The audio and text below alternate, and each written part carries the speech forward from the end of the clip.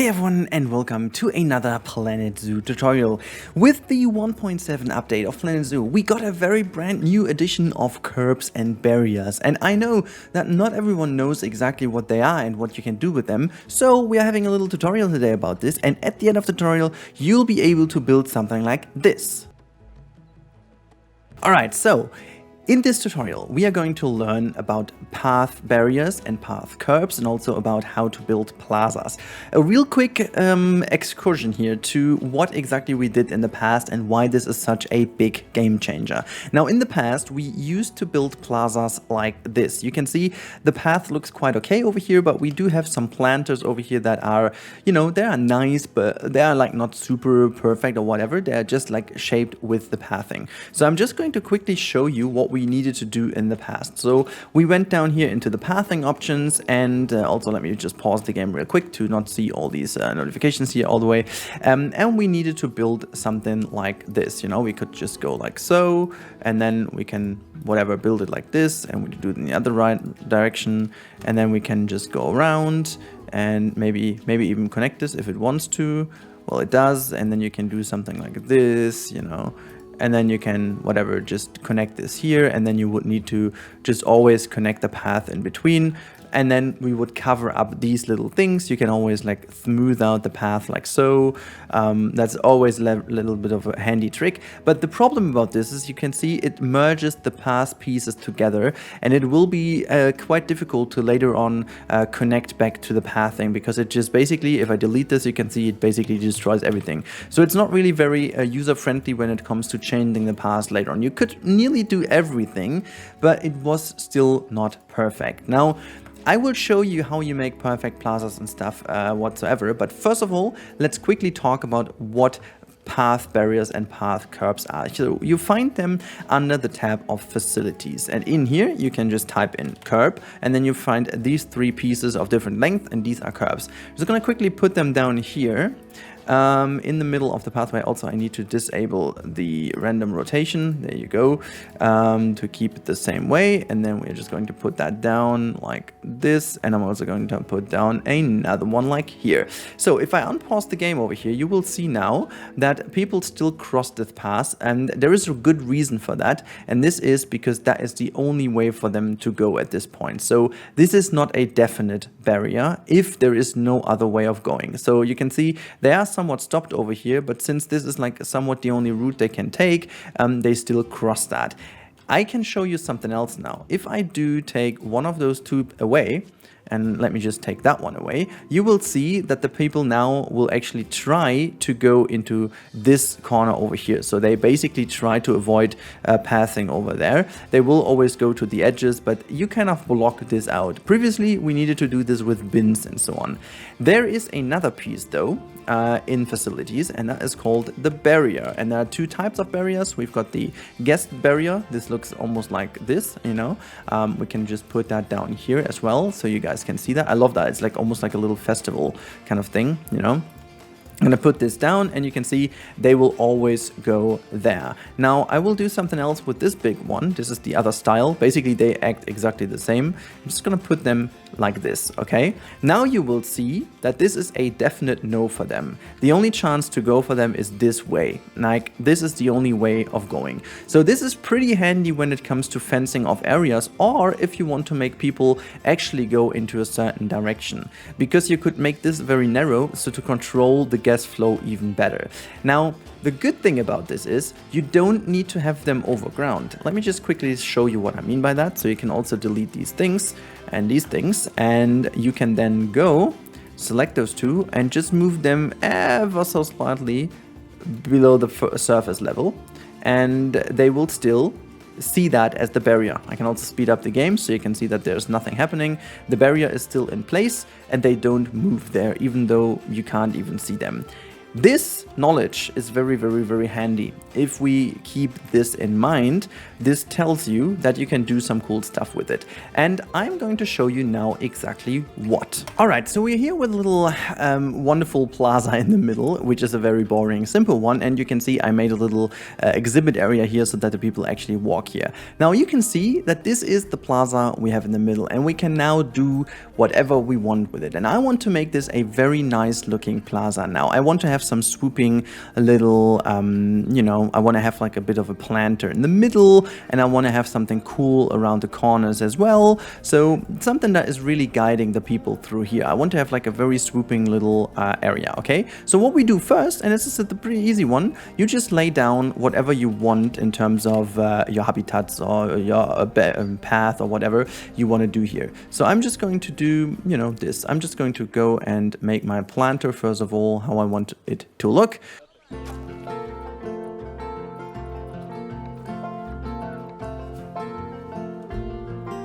This is now a very nice plaza, and you can see people are still running way through the middle, and this is something we don't want.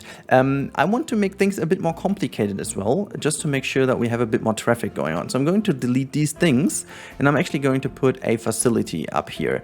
And let's see if we have like a lovely little shop. The Main Street building, oh my god, this is gigantic. I don't want to have this big of a building here. Is there something smaller we have, which still looks nice? This is a very big one. For I think this yeah, I mean we could put, no, that's too big. Okay, I'm just going to use something else. This was a good building that someone built also for a project, and I'm going to put this down as well. I think that's nice. This really fits in here very well, so I'm just going to put this down. Okay, lovely. Now we have got this food and drink shop here, and you will see that people will storm there in a second, hopefully, because they need some drinks and so. I'm just going to focus on going on here and putting more of these things down, because I hope that they will do exactly what they should.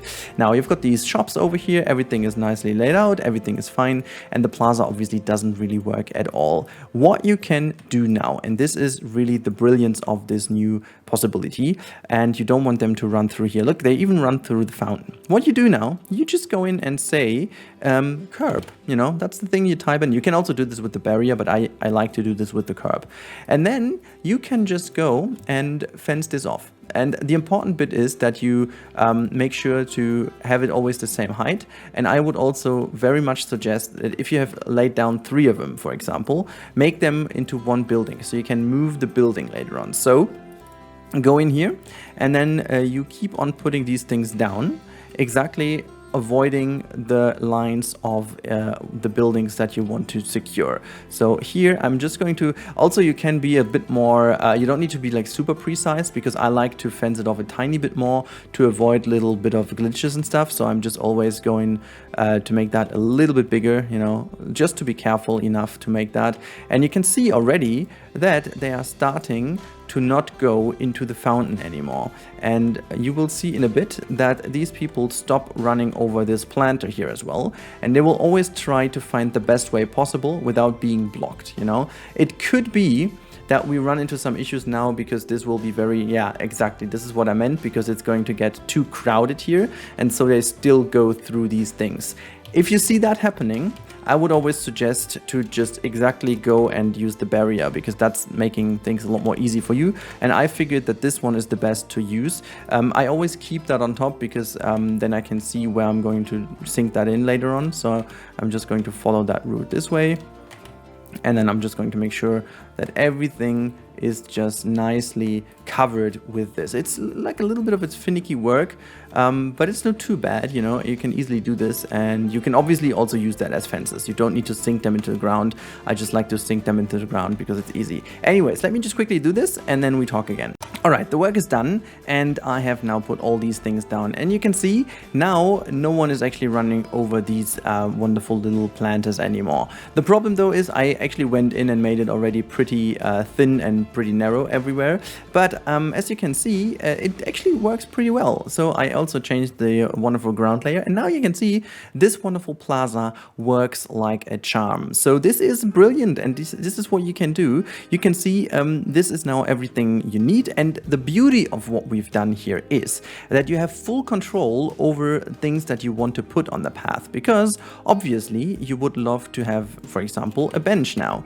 you know, and since you made like this huge plaza, you can see the alignment is to the sides, but you can go here and put them like, basically you can even put them like half-ish into the planter if you want, which I think is a great little thing, because this will give you even more freedom to create also some little areas that look like nature, and then put your little picnic tables there and, you know, make people still guide through. I think this is brilliant that you have this freedom now to build on the plaza, and this is also why I really recommend to use this method as much as you can. You can also put like a bench a bit more free in this area. I think this looks really cool like this way, you know, and this way you can now theme the plaza a little bit, which I will do now, and then we will have a look how it actually flows. I think I'm going to take away this middle part here just to keep the flow going a little bit, so I'm making that a bit smaller, and then I'll be back with you. Alright, there we go, guys. This is the finished result of our little plaza, and yes, it's just very quickly done, you know. It took me like 5 minutes to just put some plants and stuff, but you can see now this is really cool. It really works exactly like it should. And this is really cool because this way you can really easily make things work the way they should, and you can easily put this in as like a little plaza. You can make sure to guide the people over this way, for example, if you want. So this is a very, very easy tutorial, and hopefully this was very helpful for you, how you use barriers and curbs. You can obviously use them for several other things. You can build mazes with it. You can make sure that you guide people to the shops in a good way. You can make sure that people, whatever, you know, you can do whatever you want. Just keep in mind, barriers are like a full barrier, while curbs are basically giving them a little bit of opportunity to step over if required. You know, they will try to avoid it. So sometimes play around. For example, if you create bottlenecks like this, it might be better to go with curbs, while if you have bigger plazas and you're totally free to do so, you can obviously do this with something else as well. So that's about it from my side. I really hope you guys enjoyed this, and I really hope you guys are happy with this little tutorial. I want just to say thank you again for your ongoing support. Please make sure, if you want to see more tutorials and stuff, you have the link in this video to see all my other tutorials. And if you like the content, you want to see more of this, please consider subscribing. That helps me the most, tells YouTube that you like the content, and just in general, it's free. So how cool is that? Thank you so much for watching. Have a good time. Stay safe, everyone. Enjoy this pack, enjoy the DLC, and enjoy the 1.7 update. Thank you, and goodbye. Stay safe.